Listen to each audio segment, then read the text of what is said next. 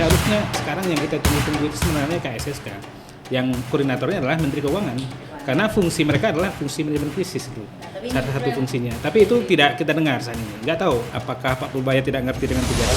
Alasan itu sebaiknya Purbaya diganti. Ya, karena komunikasinya sangat buruk, bahasanya bahasa jalanan dan tidak ada nilai intelektualnya sama sekali. Ini memperburuk persepsi artinya produk Indonesia.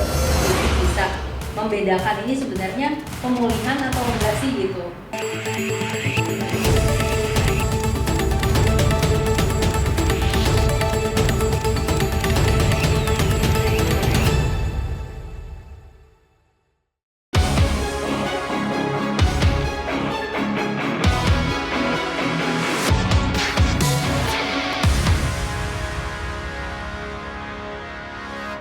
Halo rekan bisnis dimanapun berada, senang sekali pada pagi hari ini kami kembali menjumpai Anda dalam Obrol Bisnis. Dan kali ini kita akan membahas mengenai kondisi perekonomian Indonesia ya, yang sejak awal tahun ini memang dinamikanya luar biasa ya. Kalau sempat IHSG kita menyentuh di level tertingginya di 9.000, namun kemudian berbalik arah dalam waktu sekejap, turun terjun bebas bahkan sempat menyentuh di level 5.300-an. Dan dalam satu minggu terakhir ini juga terjadi dinamika yang berbeda lagi, di mana IHSG yang turun, lalu rupiah yang sempat pada waktu itu menyentuh di atas 18.000 kini mulai merangkak naik.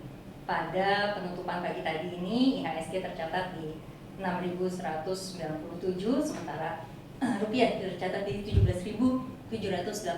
Ini kondisinya masih struggle ya, masih merangkak naik, lalu turun lagi, naik sedikit, turun lagi. Nah, tapi kalau kita melihat ini ada suatu kondisi yang membaik saat ini. Apakah sinyalnya ini justru mengacu atau merujuk pada pemulihan struktural yang berkelanjutan, atau justru hanya jebakan optimisme yang sesaat yang justru nanti bisa jadi malah lebih merugikan lagi untuk perekonomian Indonesia ke depannya? Sudah hadir bersama saya, ini kalau dari baju saya ini ya, ada tenun-tenun kecil ini, saya menyesuaikan soalnya nggak mau kalah saya sama narasumber kita. Pada pagi hari ini ada dukun ekonomi kita, pakar valuasi dan juga ekonom senior. Ini sudah hadir bersama kita Profesor Ferry Latuhihin, dan juga Danti dari sisi sustainability dan juga risk management. Ini akan menghadirkan tentu saja siapa lagi kalau bukan Chief Julius Nancaniago, pendiri dari Center for Quality, Resilience and Sustainability CQRS Indonesia. Nah, saya langsung aja nih, kalau tadi kita lihat ya bahwa ada kenaikan, kalau tadi disebut pemulihan, tapi kelihatannya Prof. Ferry kurang setuju nih ya disebut pemulihan. Nah, kenaikan pasar dan sinyal positif ini sebenarnya benar-benar menunjukkan ada pemulihan yang fundamental nggak nih, Prof? Enggak, kalau menurut saya udah katakan juga ya. Enggak.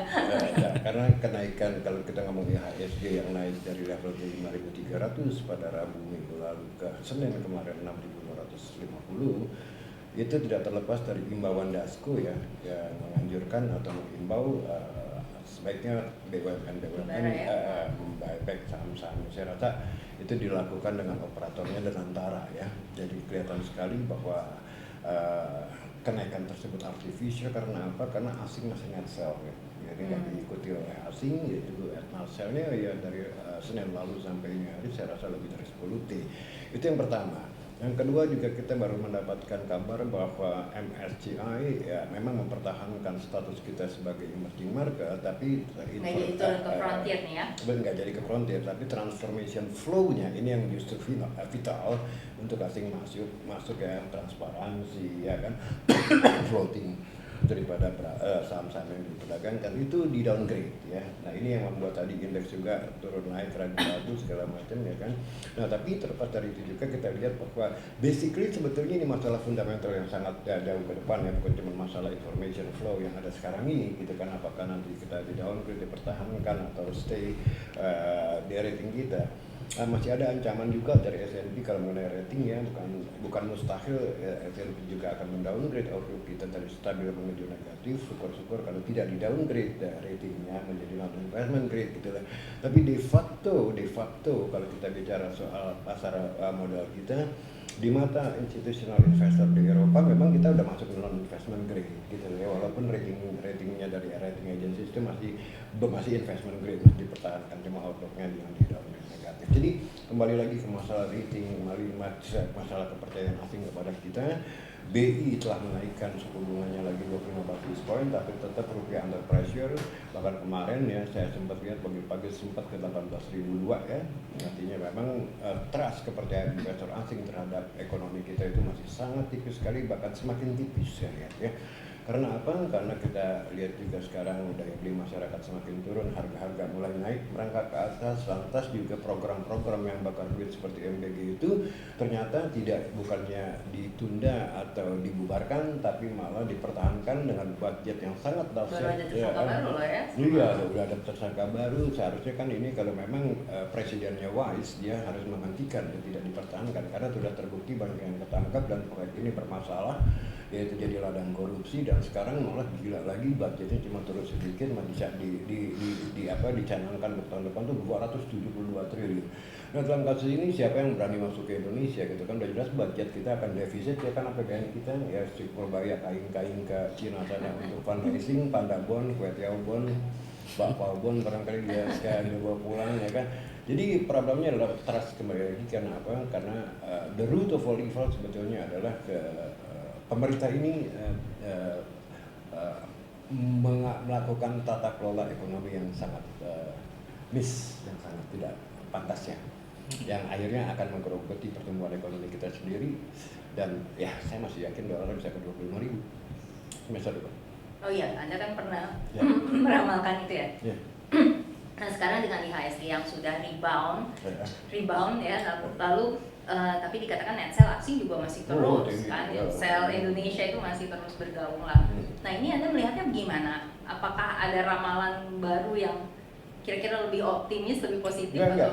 Kalau bisa bertahan di 6.000 aja udah bagus ya. Saya untuk kembali lagi outlook saya adalah semester kedua ya, di mana saya tidak lihat ada indikator yang bagus mengenai ekonomi kita, baik dari APBN maupun indikator dari spending pemerintah maupun dari indikator lain. Seperti saya mungkin belum keluar yang namanya PMI ini bulan Juni nanti bagaimana ya, belum lagi keluar consumer confidence ada apa enggak. Dan selama ini juga data-data statistik yang dikeluarkan oleh BPS juga tidak terlalu dipercayai oleh investor ya, dianggap mungkin itu keredaksian rekayasa gitu kan ya. Jadi ini sulit sekali ya, semakin membuat negeri kita menjadi tidak dipercaya oleh asing gitu kan.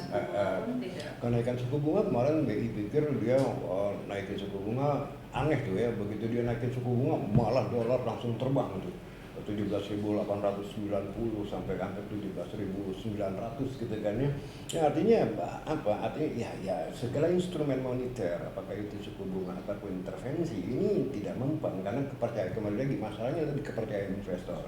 Dibatasi pula dengan pembelian, katanya sekarang setiap individu itu 10.000 kecuali you have underlying reason gitu kan ya, misalnya untuk melakukan bisnis. Ya ini malah menciptakan suatu sentimen negatif, yaitu wah ini kadang-kadang mau melakukan capital control. Itu kan siapa yang mau berani masuk kemari kalau nanti ujung-ujungnya bisa masuk nggak bisa keluar kan?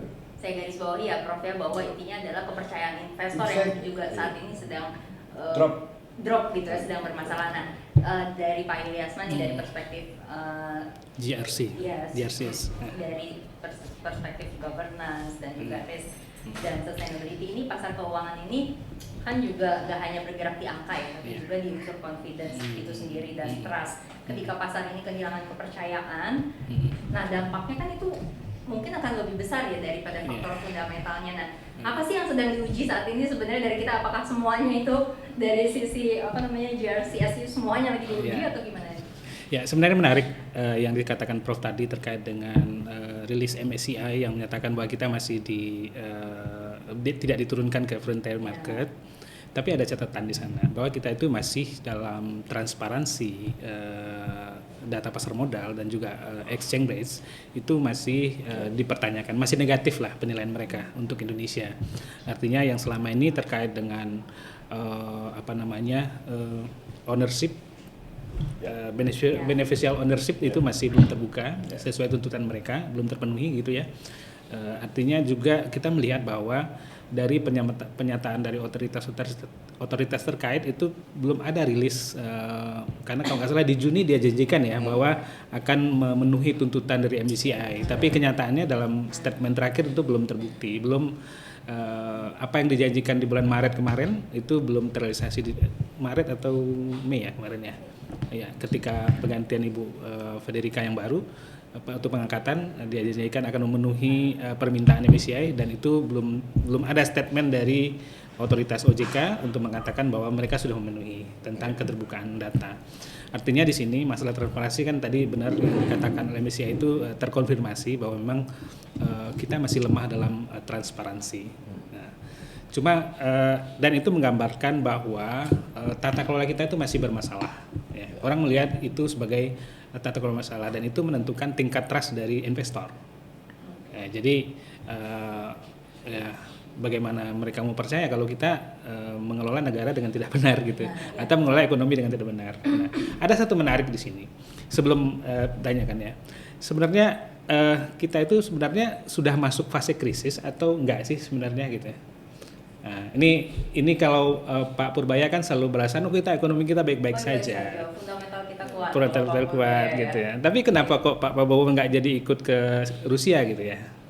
Kalau kita mau baik-baik aja kan nggak masalah, mau kemanapun presiden kan nggak masalah gitu. Atau kenapa Pak Purbaya nggak jadi naik haji gitu? Gimana tuh, Prof? Kita mau baik-baik saja atau ada yang disembunyikan, Prof? Saya sebagai ekonom tentu tidak dalam posisi untuk mengatakan baik-baik saja. Kalau saya lihat angka-angkanya memang tidak baik kan. Tidak baik. Ya. Tapi kalau kayak Purbaya kan tidak mungkin dia bilang, wah kita ini ekonomi kita tidak baik-baik saja, dia bisa dipecat kan. Iya. Kan ketakutan dia kan dipecat menjadi menteri keuangan gitu. Oke. Nah kalau saya melihat kembali lagi dari kacamata ekonomi kita tadi berdasarkan data-data, berdasarkan fakta-fakta yang saya lihat di lapangan, bagaimana daya beli masyarakat ambruk, bagaimana APBN kita sudah naik lagi di defisit 180,4 di bulan Mei ya, bagaimana Purbaya mengemis ke Cina untuk mengeluarkan bond ya kan ya, ini udah menandakan bahwa kita kedodoran dari sisi APBN. Kedua dari masyarakat itu sendiri, kita lihat bagaimana sekarang harga-harga udah mulai melayang naik akibat tingginya dolar gitu kan ya. Jadi dan itu porsi terbesar di dalam GDP kita adalah konsumsi household, konsumsi masyarakat. Nah, kalau daya beli masyarakat ini drop ya kan dengan porsi yang terbesar di dalam GDP kita, otomatis pertumbuhan ini juga terganggu. Itu karena di tempat kedua kita lihat bagaimana pemerintah di Q1 ya, kuartal pertama jor-joran melakukan jump start atau front loading. Artinya apa? Kita bakar duit gila-gilaan ya kan, larinya ke MPG. Yang penting ya dari bakar duit itu kita lihat pertumbuhan ekonomi by expenditure itu naik gitu kan ya. Nah sekarang apakah memang you can keep going on like this? Apakah Anda bisa terus bakar duit di Q2, Q3, Q4? Kan nggak mungkin ya kan ya. Jadi outlook ke depan saya lihat malah sangat ya, kembali lagi lah, dan saking di mata saya sebagai ekonom dan di mata saya dengan insting ekonomi saya ya kan, tanpa bikin mathematical model saya udah berasa bahwa kembali lagi ya, saya bukan nakutin saya dan saya bisa salah ya, saking worstnya the condition in my eyes, saya masih berani bilang kepada diri saya ini $25.000 di semester kedua. Oke. Siap-siap guys, meskipun ekonomi sudah memprediksi bahwa akan nyampe 25.000 untuk per dolarnya. Nah, ada yang menarik di sini. Jadi kan sebenarnya dalam situasi, ya kalau pemerintah jujur ya, kalau mau transparan itu kan berarti bukan telanjang ya, tapi ada pesan yang harus disampaikan kepada rakyat bahwa memang kita tidak baik-baik saja, dan itu harus jujur pemerintah, begitu kan? Jadi tentang bahwa sekarang PHK sedang menaik, kemudian juga kebutuhan bahan pokok, dan kita sudah dengar kan demonstrasi mahasiswa gitu kan, tuntutannya tentang kebutuhan bahan pokok untuk diturunkan gitu, dan faktanya memang naik gitu di tengah masyarakat. Nah, kita ada instrumen namanya KSSK, Komite Stabilitas Sektor Keuangan, dan itu kan dibentuk dengan undang-undang. Ya kalau bahasa korporasinya itu Crisis Management Center lah gitu ya. Jadi mereka lah sebenarnya yang berhak mengambil keputusan dan mengkomunikasikan keputusan yang diambil pemerintah atau yang berwenang dan bertanggung jawab juga, mengkomunikasikan langkah-langkah apa sih yang harus ditampuh pemerintah, dan kemudian juga apa dukungan yang diperlukan oleh masyarakat ketika situasi ini terjadi. Ketika fluktuasi nilai rupiah sudah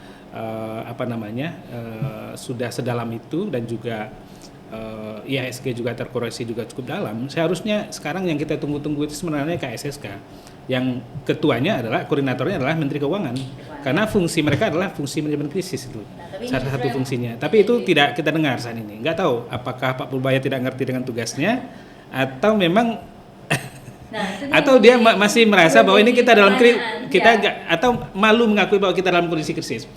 Dalam pendekatan krisis manajemen, kita itu tidak perlu khawatir mendeklarasikan itu kalau memang indikator-indikatornya terpenuhi begitu.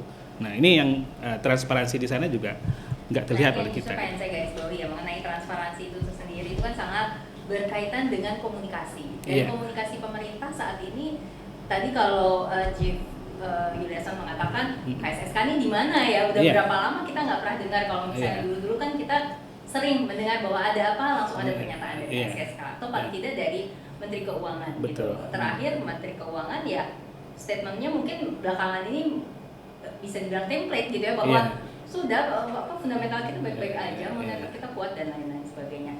Nah, ketika transparansi dari pemerintah kurang, komunikasi dari pemerintah juga, maaf kalau saya katakan ala kadarnya gitu ya. Nah ini kan membuat kepercayaan itu juga akan semakin turun gitu ya dari investor gitu. Nah ini apa sebenarnya langkah pertama yang bisa dilakukan sekarang gitu loh? Apakah misalnya munculnya presiden mungkin atau nggak usah presiden, Menteri Keuangan sendiri untuk betul-betul transparan dan menyampaikan dengan baik, ini akan bisa berpengaruh atau enggak? Hal simpel dulu deh, langkah cepat apa yang bisa dilakukan untuk bisa memperbaiki sedikit kondisi ini? Sebentar, sebelum masuk ke sana mungkin izin saya mengingatkan dulu bahwa yang disampaikan oleh Pak Purbaya, klaim bahwa ekonomi kita baik-baik saja, bahwa pertumbuhan kita 5,1 sekian persen gitu ya, itu kan data beberapa bulan lalu.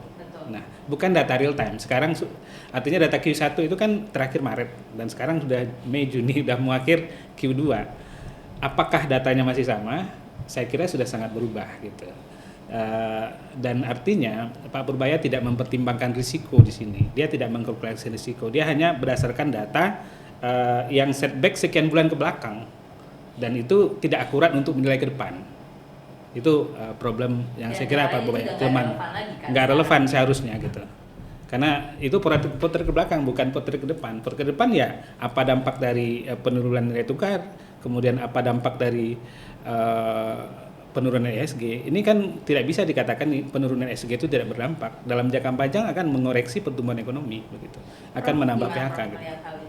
Ya, gini tadi juga kan 5,61% di Q1 itu kan questionable karena didoping oleh pengeluaran pemerintah yang besarannya secara tahunan year on year itu hampir 22%. Kan ya. Kalau kita normalize kan nggak sampai cuma 4,5% tanpa doping tadi gitu kan ya. Artinya apa? Karena doping tidak bisa dilakukan setiap kuartal, ya tanpa doping 4,5% sebesar gini. Yang menjadi masalah bukan masalah 4,5% adalah gap antara potential output dengan realized output. Misalnya kayak begini, kita tuh setara dengan India dan Vietnam, ya satu peer ya, dengan yang population umur rata-rata 28, 29, 27. Ya kan? Seharusnya kalau India bisa 7,5%, Vietnam bisa 8%, kita cuma bisa 5%, itu udah trouble. Artinya kan udah masalah dengan ekonomi kita. Ya kan? Apalagi kita lebih kaya dari India, lebih kaya dari Vietnam, in terms of natural resources, gitu kan? Mungkin kalau India bisa 7,5%, seharusnya kita kalau memang kita well utilize segala macam sumber daya kita, ya kan? Kita bisa 8% benar. Tapi mau seperti Pimpi Prabowo, cuma masalahnya kan tidak seindah itu. Ya kan kita 5% aja kain-kain. Tadi saya katakan tanpa doping seharusnya kalau kita koreksi dopingnya itu cuma 4,4% loh. Nah, sekarang coba bayangkan kalau umpamanya doping itu tidak lagi ada di Q2, Q3, Q4, bukan tidak mungkin 4% juga. Itu pun masih question mark karena apa sekarang ini dengan dolar yang tinggi kita udah lihat udah banyak perusahaan-perusahaan yang melakukan layoff. PHK ya karena harga-harga ini udah mulai tidak affordable lagi seperti yang katakan bisa terjadi affordability crisis jadi tingginya harga-harga kebutuhan pokok sehingga dengan daya beli masyarakat yang jatuh ke bawah bukan tidak mungkin buat mereka setengah mati itu untuk mendapatkan bahan-bahan pokok kebutuhan mereka gitu kan ya. Jadi kalau dibilang ekonomi baik-baik saja saya nggak ngerti itu ya dari mana data fakta dan logikanya kan gitu ya. Nah selanjutnya kalau kita ngomong lebih jauh lagi kita lihat bagaimana Purbaya kain-kain tadi saya udah katakan mencari utang sana sini dan kita lihat APBN kita semakin kedodoran. Nah masalahnya kemarin ada kabar gembira pada waktu minggu lalu ketika indeks juga akan naik dari 5.300 ke 6.250. Nah itu karena orang market berpikir bahwa ya nanti yang BG yang makan duitnya luar biasa ini akan dimoratoriumkan dulu, dikaji ulang, ditargeting, dan ternyata tidak gitu loh ya. Rapat tertutup malahan DPR uang sebesar itu dia dibikin dengan rapat tertutup dan ternyata ternyata outcome-nya ada 272 T. Ini kan bakar duit yang sangat dahsyat, Bang. Ya bagaimana nih kalau dengan kayak begini? Siapa yang percaya dengan currency kita rupiah? Nah, lihat lagi selebihnya. Ini sekarang tahu. Kalau kita ngomong ke SSK, 29% SBN itu dimakan oleh BI. Artinya apa? BI ini cetak duit untuk mendanai APBN kita. Dan asing sekarang ya cuma tinggal 12,5%, ya kan? Dari 49% some 5 years ago, sekarang asing udah keluar sampai akhirnya kepemilikan dari outstanding SBI itu tinggal 12,5%. Yang naik terus malah BI. Dengan kata lain kan asing keluar, BI nyetak duit. Ya gimana? Nggak panik asing bilangnya, karena saya nggak akan percaya dengan Indonesia, sel Indonesia, dan ini akan panjang, tidak gampang asing masuk lagi. Oke deh, kalau ini ada yang terbaru, kalau kemarin kita cermati di media-media ya bahwa Pak Rosan ini kan sedang berbunga-bunga ya, bahwa obligasinya Danantara itu kemarin dikatakan responsnya luar biasa gitu ya, responnya bagus, positif dari investor. Nah tapi kira-kira apakah ini sudah menunjukkan adanya keberhasilan dari atau dari pasar yang ada? Lagi-lagi mungkin apakah ada kepercayaan pasar atau laporan keuangannya belum keluar gimana? Oh, ini panjangnya setelah break sesaat lagi ya. Tetap bersama kami di Obrol Bisnis.